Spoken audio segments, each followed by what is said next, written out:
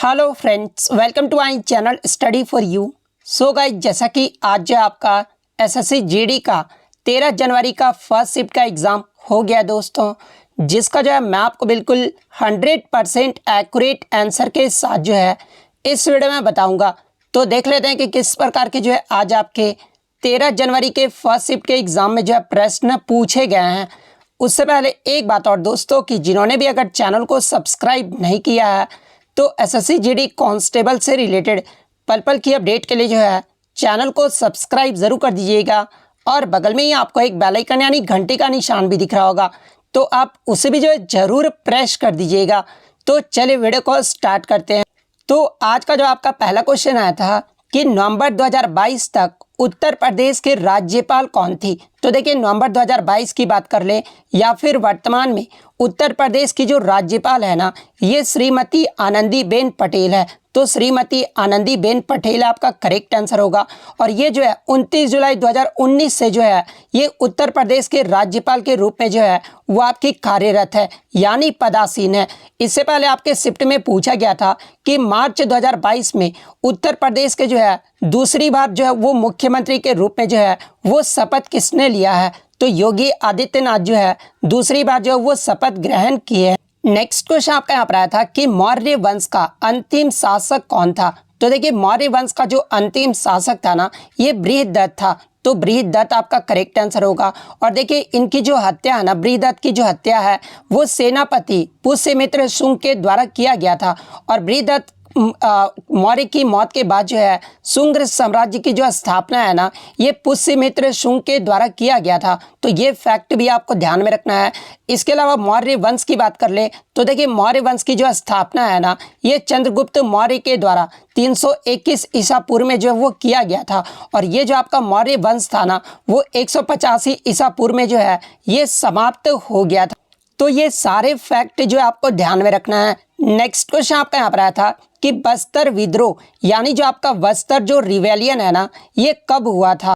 तो देखिए, बात कर ले बस्तर विद्रोह के बारे में, तो जिसे भूमकाल आंदोलन यानी भूकंप के रूप में भी जो है वो जाना जाता है। और ये जो आपका विद्रोह है ना, वो आपका 1910 में मध्य भारत में जो है बस्तर की रियासत में ब्रिटिश राज के खिलाफ जो है ये एक आदिवासी विद्रोह था, जिसका नेतृत्व की बात कर ले तो देखिए, इसका जो नेतृत्व है ना, ये मुख्य रूप से गुंडाधर जो कि एक आदिवासी नेता थे, और साथ ही एक दीवान और राजा के चचेरे भाई लाल करेंद्र सिंह ने जो है वो इसका जो है आपका नेतृत्व किया था। तो 1910 आपका यहाँ पे करेक्ट आंसर होगा। नेक्स्ट क्वेश्चन आपका यहाँ पर आया था कि कुद जो नृत्य है ना, ये कहाँ के सबसे लोकप्रिय लोक नृत्यों में से जो है वो एक है। तो देखिए, अगर बात कर ले कुद नृत्य के बारे में, तो देखिए ये जो आपका कुद नृत्य है ना, ये जम्मू और कश्मीर का सबसे लोकप्रिय लोक नृत्यों में से एक है। तो जम्मू और कश्मीर आपका करेक्ट आंसर होगा। और देखिए, इस नृत्य को जो है ना, वो मुख्य रूप से लोक देवता को अभिवादन करने के लिए जो है ये नृत्य किया जाता है। और ये जो नृत्य है ना, ये आपके रात में सितारों की चमक के नीचे जो है ये नृत्य किया जाता है। इसके अलावा एक आपका कुद नृत्य इस प्रकार से होता है। तो देखिए, अगर ये कुद नृत्य के बारे में पूछा जाए तो ये जो आपका कुद नृत्य है ना, ये राजस्थान राज्य का है। तो ये फैक्ट भी आपको ध्यान में रखना है। इसके अलावा जम्मू कश्मीर के अन्य लोक नृत्य की बात कर ले तो बच्चा नगमा, भांड जसन, डमहल, रऊफ, ये सब जो आपके जम्मू कश्मीर के जो है वो लोक नृत्य हैं। नेक्स्ट क्वेश्चन आपका यहाँ पर आया था कि द्वितीय पंचवर्षीय योजना का कार्यकाल ये जो है कब से कब तक रहा था। तो देखिए, मैं आपको बता दूं कि आपके पंचवर्षीय योजना से जो है लगातार हर शिफ्ट में एक प्रश्न जो है वो जरूर पूछा जा रहा है। तो देखिए, द्वितीय पंचवर्षीय योजना का जो कार्यकाल है ना, ये 1956 से लेकर 1961 तक रहा था। तो 1956 से 1961 आपका करेक्ट आंसर होगा। और ये जो आपका द्वितीय पंचवर्षीय योजना था ना, ये आपके पीसी महाल नौबिस के मॉडल पर आधारित था। तो ये फैक्ट भी आपको ध्यान में रखना है। इसके अलावा ये जो आपका द्वितीय पंचवर्षीय योजना था ना, इसमें जो लक्ष्य था ना, वो तीव्र औद्योगिकरण था। तो ये फैक्ट भी आप ध्यान में रखिएगा। अब देखिए पंचवर्षीय योजना से आपके प्रश्न पूछे जा रहे हैं। तो पहली पंचवर्षीय योजना का जो अवधि यानी जो कार्यकाल रहा था वो 1951 से 1956 तक रहा था और इसमें जो आपका प्राथमिक दिया गया था वो कृषि, बिजली और सिंचाई को जो वो प्राथमिक क्षेत्र दिया गया था और इसमें जो वृद्धि की लक्ष्य की जो दर रखी गई थी वो 2.1% रखा गया था, लेकिन जो वृद्धि दर हुआ था ना वो आपका 3.6% हुआ था। वहीं अगर दूसरी योजना की बात कर ले तो इसमें जो है पूर्ण उद्योग पर जो वो जोर दिया गया था और इसमें जो लक्ष्य का दर रखा गया था वो 4.5% रखा गया था और इसमें जो वृद्धि हुई थी ना वो आपका मात्र 4.2% जो वो वृद्धि हुई। इसके अलावा तीसरी योजना के कार्यकाल की बात कर ले तो देखिए तीसरी पंचवर्षीय योजना का जो कार्यकाल है वो 1961 से लेकर 1966 तक रहा था और इसमें जो है खाद्य और उद्योग पर जो है वो जोर दिया गया था और इसमें जो लक्ष्य की दर रखी गई थी वो 5.6% रखा गया था, लेकिन जो वृद्धि दर हुआ था ना वो मात्र आपका 2.8% हुआ था। तो ये फैक्ट भी आप ध्यान में रखिएगा। चौथी योजना की बात कर ले तो चौथी योजना से पहले जो है आपका हॉलीडे प्लान आ गया था जो कि आपका 3 साल का हुआ था, ठीक है। उसके बाद चौथी योजना था जिसका कार्यकाल 1969 से लेकर 1974 तक रहा था और इसमें जो आपके कृषि पर जो वो मुख्य जोर दिया गया था और इसमें जो लक्ष्य की दर है ना वो 5.7% रखी गई थी, लेकिन जो वृद्धि दर हुआ था वो मात्र आपका 3.2% हुआ था। पांचवी योजना की बात कर ले तो पांचवा जो योजना का कार्यकाल है ये 1974 से लेकर 79 तक रहा था और इसमें जो है गरीबी उन्मूलन का नारा, आर्थिक आत्मनिर्भरता, ये सब जो आपके जो है प्राथमिक क्षेत्र दिए गए थे और इसमें जो लक्ष्य की दर रखी गई थी ना वो 4.4% रखा गया था, लेकिन जो वृद्धि दर हुआ था वो 5% हुआ। और देखिए मैं आपको बता दूं कि पांचवी और छठवीं पंचवर्षीय योजना के बीच में जो है आपका रोलिंग प्लान जो है वो आया था, तो ये फैक्ट भी आप ध्यान में रखिएगा। और छठी योजना का जो कार्यकाल है ना ये आपका 1980 से लेकर 85 तक रहा था, जो कि कृषि उद्योग पे जो है ये क्षेत्र से संबंधित था, जिसमें लक्ष्य की दर जो वो 5.2% रखी गई थी, जिसमें वृद्धि दर जो है वो आपका 5.5% रहा था। तो ये सारे फैक्ट जो आप जरूर देख लीजिएगा।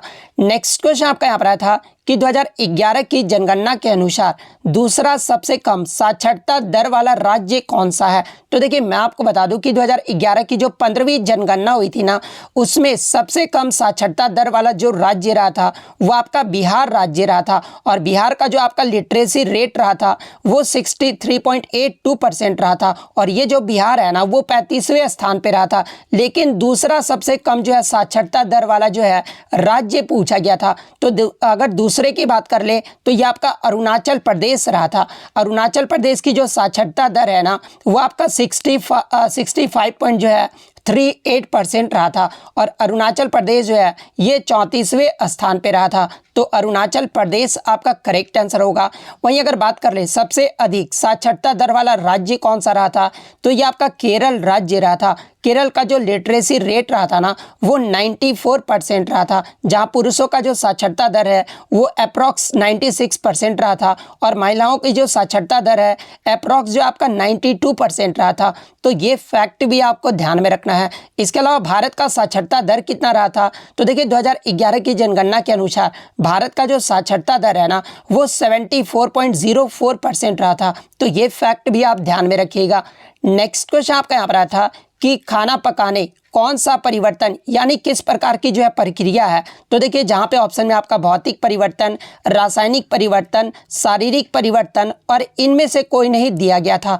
तो देखिए मैं आपको बता दूं कि ये जो आपका खाना पकाना है ना ये आपका एक रासायनिक परिवर्तन है। तो रासायनिक परिवर्तन आपका करेक्ट आंसर हो। और देखिए मैं आपको बता दूं कि खाना पकाना ये जो है रासायनिक परिवर्तन क्यों है, क्योंकि पके हुए खाने को जो है पुराने स्थिति यानी कच्चे स्वरूप में जो है उसे नहीं लाया जा सकता है। और केमिकल चेंज होता क्या है यानी रासायनिक परिवर्तन होता क्या है तो वह परिवर्तन जिनमें नए पदार्थों का जो है वो निर्माण होता है उसे ही जो है केमिकल चेंज कहा जाता है। तो रासायनिक परिवर्तन आपका करेक्ट आंसर होगा। नेक्स्ट क्वेश्चन आपका यहाँ पर आया था कि भारतीय ओलंपिक संघ यानी इंडियन ओलंपिक एसोसिएशन की जो स्थापना है ना ये कब हुई थी। तो देखिए इंडियन ओलंपिक एसोसिएशन की जो स्थापना है ये 1927 में हुआ था। जिसके पहले अध्यक्ष की बात कर ले तो ये आपके दोराबजी टाटा थे।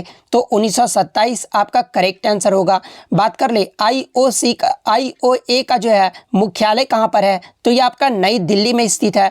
वर्तमान में इसके अध्यक्ष कौन है, तो ये आपके पीटी उषा है। प्रधान सचिव की बात कर ले तो राजीव मेहता जो है इसके प्रधान सचिव है।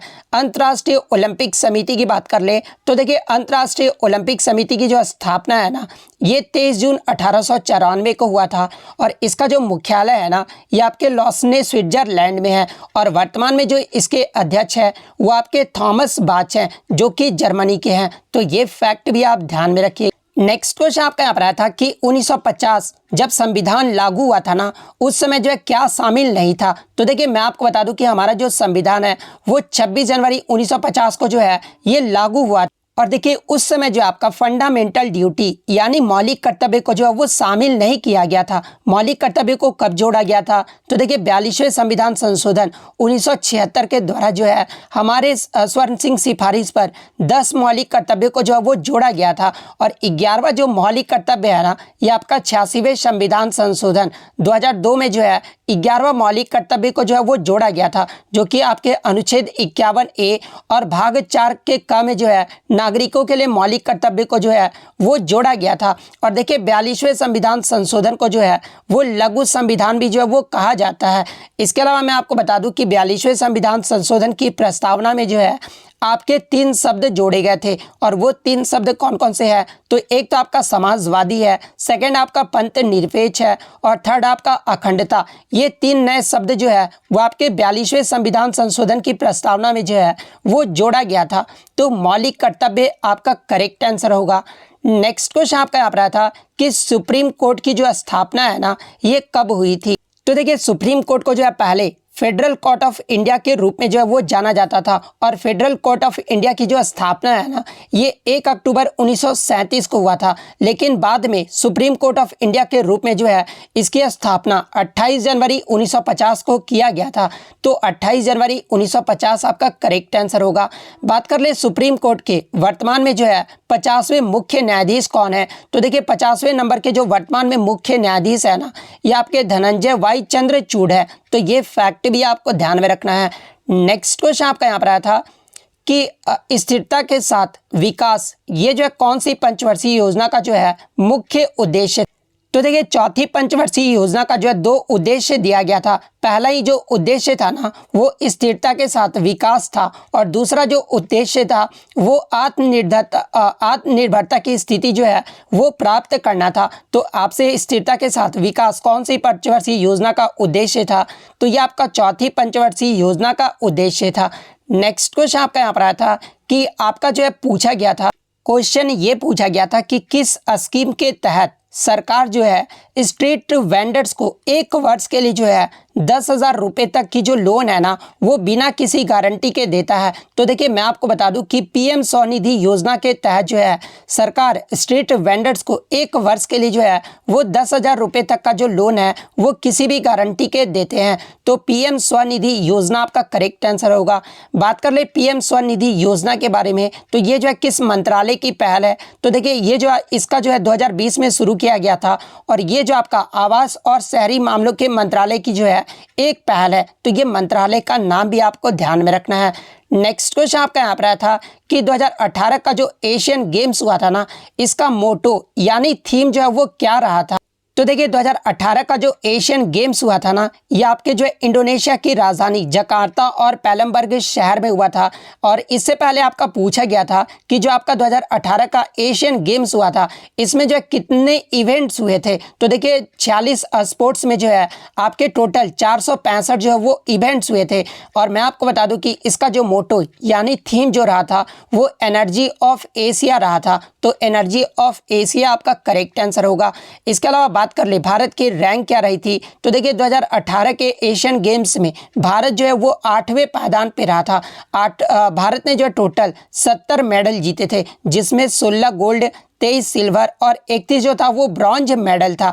और पहले स्थान पे जो देश रहा था वो चीन देश रहा था और सेकंड स्थान पे जो वो आपका जापान देश रहा था। वहीं अगर बात कर ले 19वां जो एशियन गेम्स होगा वो आपका 2022 में आयोजित किया जाना था, लेकिन कोविड-19 की वजह से जो है ये आपका 23 सितंबर से लेकर 8 अक्टूबर 2023 को जो है ये आपका हांगझाऊ चाइना में जो है वो आयोजित किया जाएगा। और ये भी आप देख लीजिएगा कि ये जो है कितने नंबर का एशियन गेम्स होगा 2022 में 2023 में, तो ये 19वें नंबर का होगा, क्योंकि टीसीएस जो है वो कुछ भी पूछ सकता है आपसे। नेक्स्ट क्वेश्चन आपका यहाँ पर आया था कि कौन सा अभिनेता जो है 2022 में पश्चिम बंगाल से जो है एमपी यानी मेंबर ऑफ पार्लियामेंट यानी लोकसभा सदस्य जो है वो बने। तो देखिए शत्रुघ्न सिन्हा जो है ये वेस्ट बंगाल आसनसोल से जो है ये लोकसभा सदस्य बने हैं, तो शत्रुघ्न सिन्हा आपका करेक्ट आंसर होगा। नेक्स्ट क्वेश्चन आपका यहाँ पर आया था कि भारत में माइक्रो फाइनेंस को जो है कौन नियंत्रित करता है। तो देखिए भारत में माइक्रो फाइनेंस को जो है ये आरबीआई के द्वारा जो है वो रेगुलेट किया जाता है, तो आरबीआई आपका करेक्ट आंसर होगा। नेक्स्ट क्वेश्चन आपका यहाँ पर आया था कि नागालैंड का जो सकरनई फेस्टिवल है ना ये कितने दिन तक मनाया जाता है। तो देखिए ये जो आपका सकरनई फेस्टिवल है ये आपका नागालैंड में हर जो है वो ये आपका आगामी जनजाति के द्वारा ये जो है 10 दिनों तक जो है वो मनाया जाता है, तो 10 दिन आपका यहाँ पे करेक्ट आंसर होगा। नेक्स्ट क्वेश्चन आपका यहाँ पर आया था कि बेलन के आयतन का जो है फॉर्मूला पूछा गया था। तो देखिए मैं आपको बता दूं कि हर शिफ्ट में जो है आपके मैथ में एक फॉर्मूला से प्रश्न पूछा जा रहा है।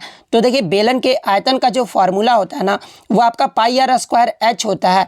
इसके अलावा बेलन के पृष्ठीय क्षेत्रफल का फॉर्मूला अगर पूछा जाए तो 2 pi r h plus 2 pi r square होता है, तो ये फैक्ट भी आप ध्यान में रखिएगा।